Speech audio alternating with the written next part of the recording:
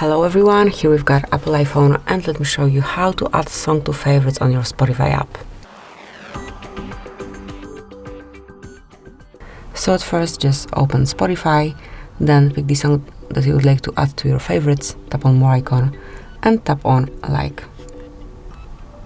And from now on it is added to your liked songs, so you'll open your library, you'll be able to find it over here. Also, if you are playing some song,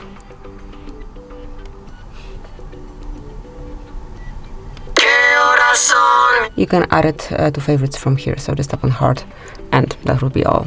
It will be also located in your favorites over here. As you can see, both are added. So that would be all. Thank you for watching. Please subscribe our channel and leave the thumbs up.